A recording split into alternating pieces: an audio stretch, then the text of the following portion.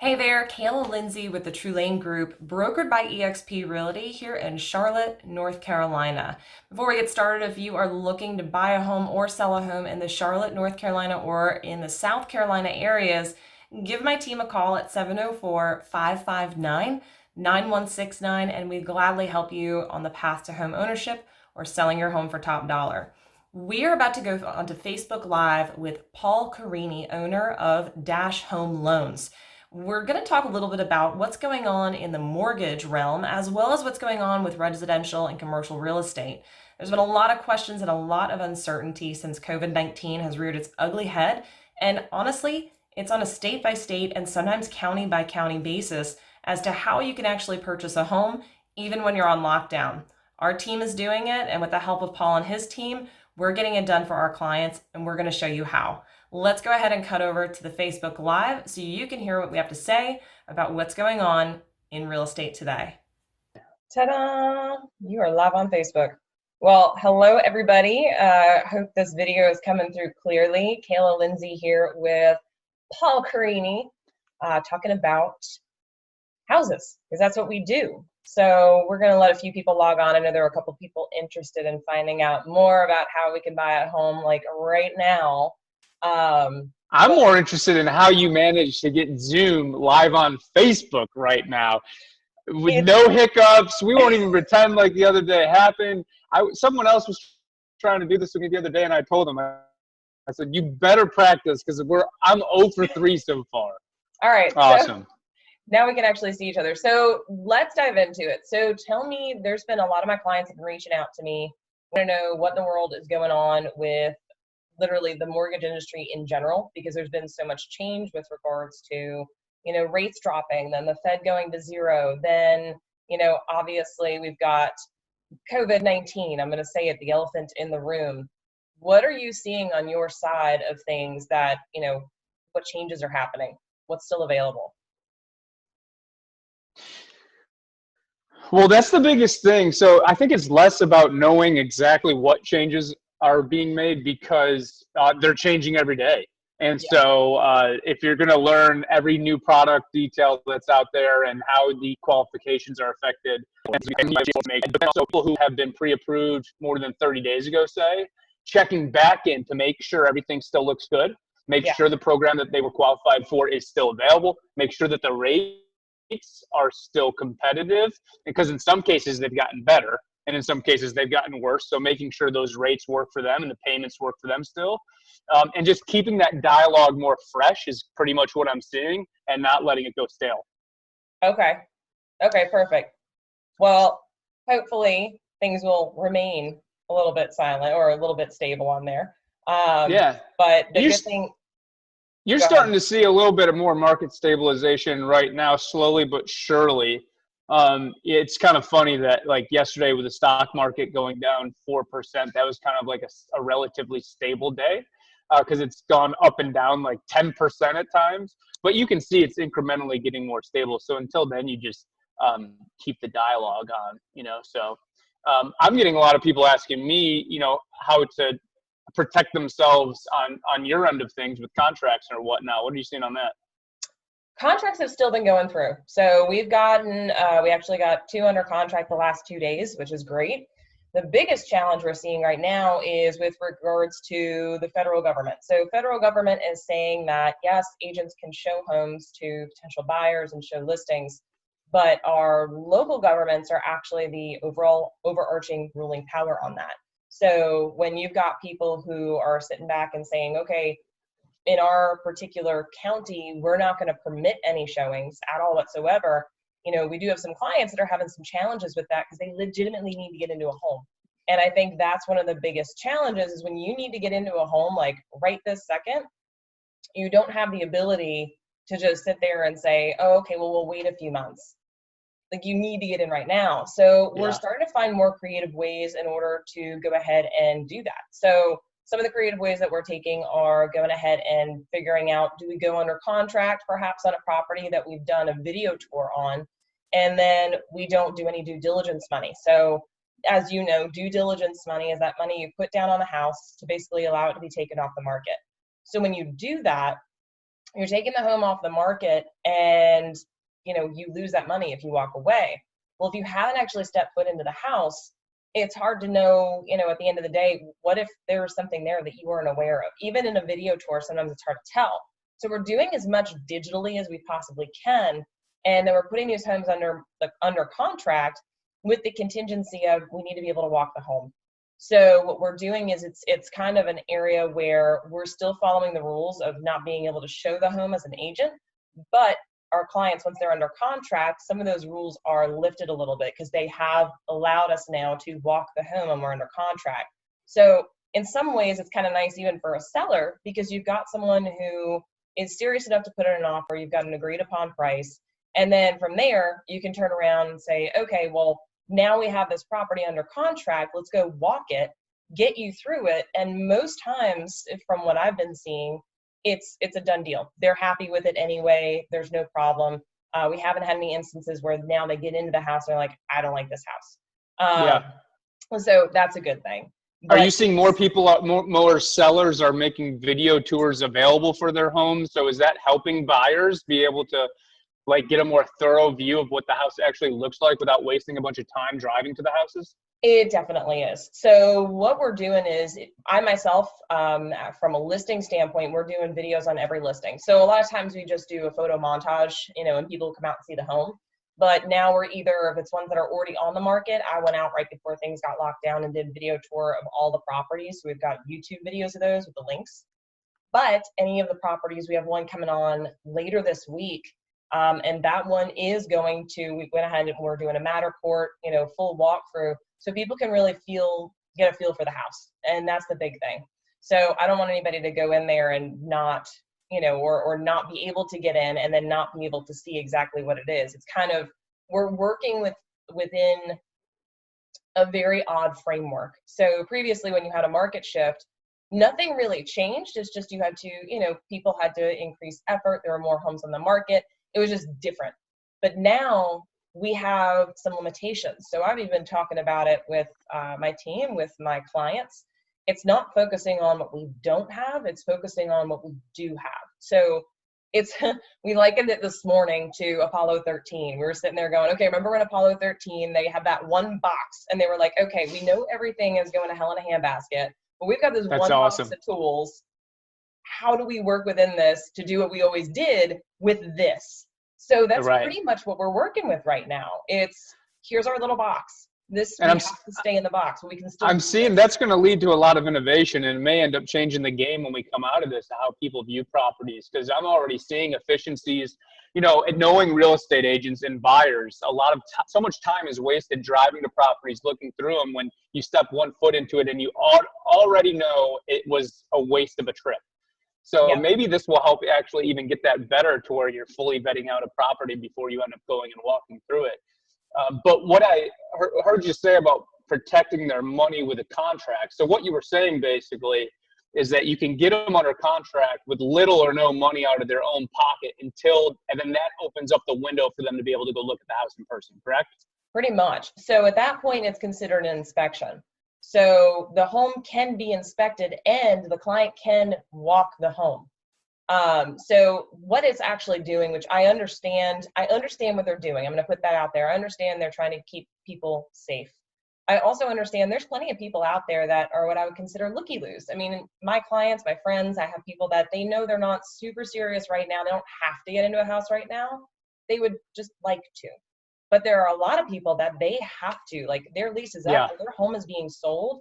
Like there's no other option. But you also sometimes don't really want to buy something completely sight unseen. And if there is no video of that property, it's really hard to tell from photos. You've gone into houses where it's like, this is not like what the photos were. So. But you're exactly right. I mean, I don't know of any more essential of a business, right? Even with all the seriousness of what's going on, there's nothing more essential than someone having shelter and a place to live. Yeah. So obviously it's needed. So to your point, get the looky-loos out of there. You can stay hunker down for a minute. But there are a lot of people who need to buy a house. So it's kind of interesting to me, because I think it's taking people back to the roots. It's taking people away from speculative home purchasing, right? Just I hope that this thing appreciates 10% in 1 year, which is a great byproduct of owning a house, right? But it's kind of taking that off the shelf for now and taking this back to the roots of why do people buy in the first place, right? Yeah. And so the things that come to my mind are like stability for your family, stability for your financial security. What else comes to mind? Why do people buy houses? Well, I mean, in general, it's just for shelter. I mean, if you come down to it, it's if you are being faced with, and this is why some people are just buying off of photos. You know, if you're being faced with, okay, I have nowhere to go, my house is being sold or my lease is up, just because this is happening doesn't mean people stop living places. Like Right. moving is still happening, closings are still happening, all that's still moving. So what we're working out now is, okay, how do we do this? So, for example, there are certain counties around us that are still allowing showings. So I personally can't show it, but my executive assistant, who lives outside of Mecklenburg County, can show those properties. So we're trying to work, you know, they've given us the framework of what the laws are. We know people still need houses. So what we're doing is taking those rules and then applying them and working within those means, county by county basis, because every county is different. So Yeah. from a standpoint of that, I had a client that went out today to see a property with my executive assistant because she lives in a different county. They were showing a property that was not in Mecklenburg County, following those counties' rules. So it's making us have to pay a lot more attention to what's going on and enough detail. But what I will tell you is things are still going under contract. They're still closing. We're still getting homes sold. So if you actually took a look at MLS, we sold more houses today than came on the market today. We're actually at a deficit of houses coming on the market, but the amount of buyers really has not changed. I counted this morning, we have 12 buyers that are still looking for homes right now. And now it's just a challenge of, okay, how do we make this work? So videos have been absolutely phenomenal. Doing options where there's no due diligence, so that if they go out and they do put their eyes on that home after the inspections or before the inspection, they can decide whether or not they want to move forward with that. Now, that doesn't mean we're writing offers on every house. It really is okay, if you're super serious about this property, we're going to be able to get you in there without losing money to make sure it's actually going to be a good fit. Make sure there's no skeletons in those closets. So we can keep that moving. And it also makes sure that the people doing that, they're actually serious. So you don't want to be frivolously writing contracts, right? Which is what that due diligence fee was in there for the first place, right? Yeah. So how do you do that? How are you making sure when you're representing a seller that the person who goes under contract with you is more serious? I mean, really, it's about asking questions. So what's your timeline? When do you need to be somewhere? Because there are people that, you know, they are in a lease and they've got the lease for the next year, but they'd like to buy a home and they see the thing that they love and they want to buy it right then. I've had clients like that. I've got the ones where we're talking now, their lease isn't up for a year and they would like to possibly buy a home when that year is up. So we're just conversing. They may want to see something. That's not someone who wants to really actually put an offer in right now. So it's having that conversation, and any of my clients know we have a really upfront conversation about when do you want to do it, where do you want to go, where do you want to be, why do you want to be there. If they have the ability to stay put, unless it's literally like their dream home came on the market while this was happening and they're like, okay, we're ready to put an offer down right now to secure and tie this property up so we can see, you know, if it's the right one for us. Those are the kind of people that, you know, because we're not going to sit back and, of course, and most of our clients wouldn't do that either. They know that writing offers and negotiating things would mean you're serious about moving forward. And most people don't even want to think about writing an offer unless they really like it. So that brings something to my mind as well when you're protecting your seller clients is the pre-approval. And it's been known in the industry that you should have your clients pre-approved before you look at homes, before you put offers on homes. But a lot of realtors, for whatever reason, feel pressured sometimes to not do it because they don't want to give off the wrong impression to their clients, that they're not going to work with them if they're not financially on top of things, you know, whatever. There's a million reasons why. But it seems like now in today's market for the next couple months, I mean, that's not even an option because you can't go look at the house until you really have it under contract. And you're going to need, as representing a seller, the only way to vet out, if you can't vet it out with due diligence fee, one of the best ways to vet it out is with a pre-approval letter, correct? Absolutely. Well, and that's the best way for a seller to know, because if I'm the buyer side, I know my clients are always pre-approved. But from the side of a seller, knowing that someone coming in is fully pre-approved is a really big deal. Because if you're not, you might as well be just kicking tires, because you either can't get the pre-approval or choose not to, which also means you're not serious and potentially make an offer. So both of those things, when having that pre-approval in hand, it makes you a strong buyer, it makes you a serious buyer. The other thing with that, which I know your team does this, which is backing up both the seller and the buyer. Tell me more, tell everybody that's watching a little bit more about that. Yeah, so when we pre-approve people, we automatically run them through our Dash Home Loans pre-approval home loan guarantee if they qualify. And so basically what that does is it says we're so confident in our process and how we vet people out that we'll actually put a stamp on it that says this pre-approval is good. And if it, for any reason due to our fault, falls through in the middle of the transaction, that we're going to compensate the seller up to a $5,000 check. And we're going to reimburse the buyer any of their expenses up to $5,000 to make good on our promise. It's a unique proposition. Every company would do it if they could, but they don't. Only our unique process allows us to do that, which is another way that, as if you're representing a seller, it could definitely give you the leg up on making sure you're only letting people walk through that house that have been fully vetted out if you let them get vetted out through us. That's great. Which means that for the seller too, they know without a doubt. I mean, things do happen. Let's put it out there. Things happen. But if you're looking at one buyer versus another buyer, or someone wanting to put an offer or even wanting to come see the home, because we don't allow people to come see the home unless they're pre-approved, because it puts our sellers out. So by having that in hand, it'll say, oh, okay, not only are they pre-approved, they're like, we're protected. Like these guys, you could be even with another bank or lender, from the eyes of the seller. But if someone's going to give you money in case it all falls apart, that always comes out on top. So it's another way it's an extra insurance policy for them. That if all things being equal on the offer, I'm definitely going to take the one that if it falls through to their loan, I'm getting reimbursed, because it does cost you stuff when stuff falls through. Well, I mean, there's all kinds of costs. There's costs to the seller and to the buyer. Because, for example, seller side, which most people don't think about, I'm sure sellers do, you've got potential moving costs lined up. You've got cleaners that have come in. You've got, all sorts of things that have gotten lined up. Holding costs of that loan and taxes and insurance. Exactly. And then the buyer side, same thing. You've already put money down for due diligence and earnest money and inspections and things of that nature. So it helps go to save that, which, in the back end, it means that you guys have done your job to make sure that it's not going to happen. Because of course you don't really want to be on the hook for that if you have to be, of course, but you've done your job to do the background check on that, which is essential.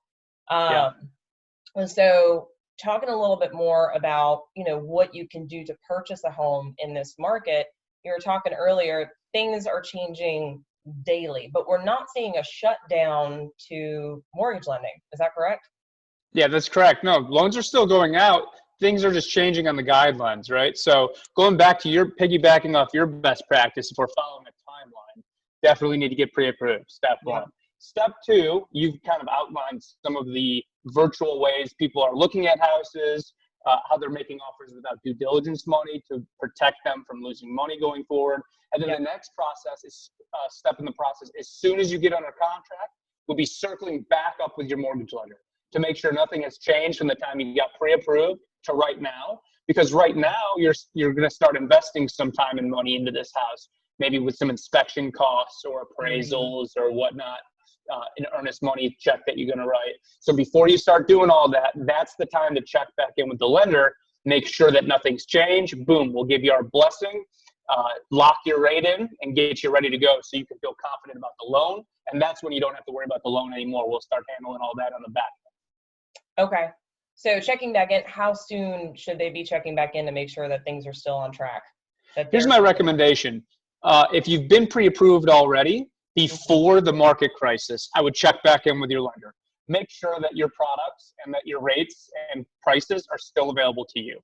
If you were pre-approved after the craziness of the coronavirus started happening, then I would say you're good, and check in as soon as you are about to sign a contract to make sure that it's still available before you sign that contract, and most importantly, write any checks.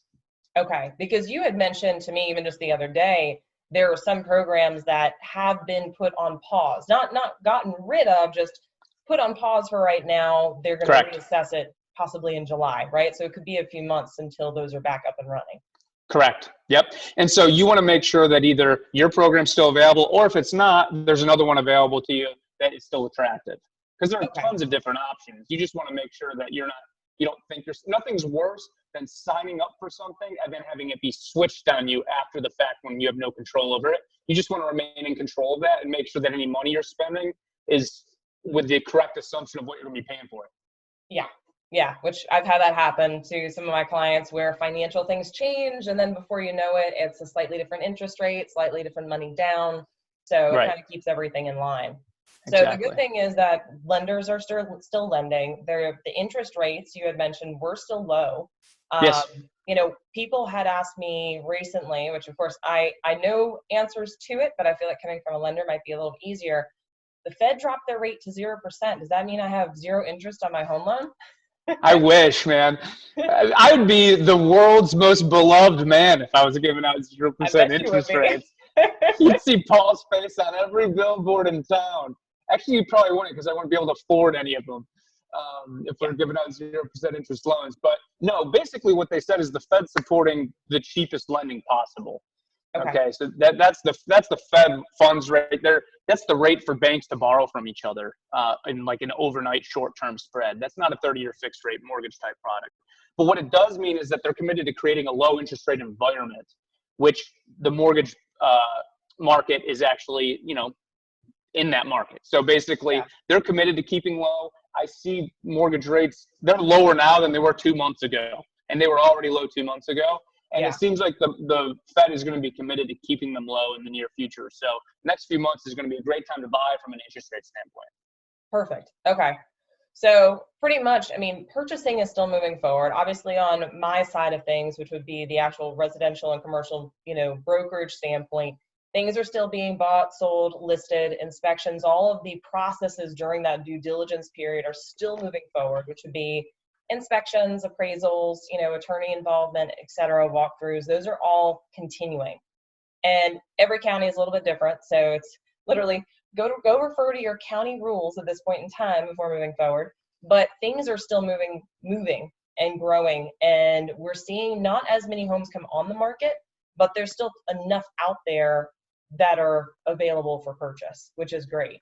And from the lending side, loans are still going out. There is a limit to some of the programs that are available, but if you're doing a standard VA, FHA conventional, really haven't seen any change to those over the last couple of weeks.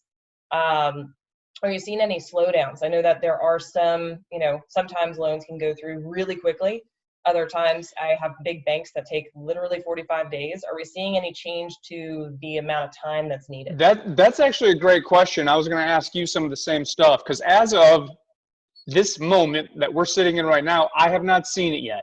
However, it would be foolish to think things are not going to take a little bit longer than they have been. And that's for two reasons. One, when interest rates tanked with the stock market, everyone and their mother refinanced their home loan all at one time, which created this enormous bubble of mortgage pipeline that now has to get passed through the system, which takes a lot of people. And then at the same time as that's happening, you've got everyone working from home, which makes you a little bit less productive on average to make sure all that gets done. And then you've got the wild card of all the other third parties, like your title and attorneys and your inspectors, who may be a little bit hesitant to go into houses, or maybe a little bit overflooded with volume, especially appraisers with all this refi volume. So I would expect over the next 60 days for stuff to slow down a little bit. I think that's another way realtors can protect their buyers and sellers, for that matter, to make sure it's a smooth process, is to make sure that maybe give it a little bit extra time for some of these things to happen over the next 60 days. Okay.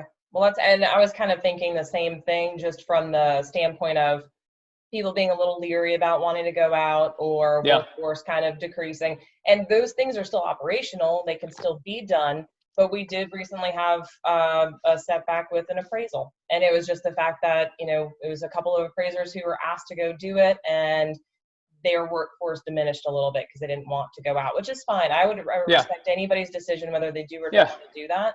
Yeah, me too. But it's still happening. It's still Mm-hmm. moving forward. It's not going to stop it. We did come out with, the Real Estate Commission came out with a document, which I have not yet read through, but basically it's an addenda that you can do to any property you're currently putting under contract. And it basically states, we can't be held up, or let me put it this way. A buyer on a property can't be held tied to a property due to any kind of setback or date pullback or things not moving forward as quickly due to COVID-19. So for example, if we can't get an appraiser out there before the end of due diligence, earnest money can still be given back if the buyer has to walk away because we couldn't get it done and it was outside of our control. Is basically the way it is, because there's what I'm hearing is it's giving peace of mind to that buyer that if they're putting their full faith and effort into the transaction and for some unforeseen circumstance, because stuff is changing every single day, delays it, they're off the hook. Exactly. That makes sense. So it gives them the ability that if they have to remove themselves, or for example, if something does come up after the fact, it basically gives a little more leniency on the very specific dates that are in the, North Carolina contract. So I know there's a few other states that have been coming out with things like that. And actually prior to North Carolina coming out with it, I know there were actual attorneys who were drafting documents like that to try and protect clients. So there's a lot of protection out there, but at the end of the day, I would say as a whole, things are moving forward. They're relatively smoothly. We haven't had any issues from a standpoint of going under contract to close.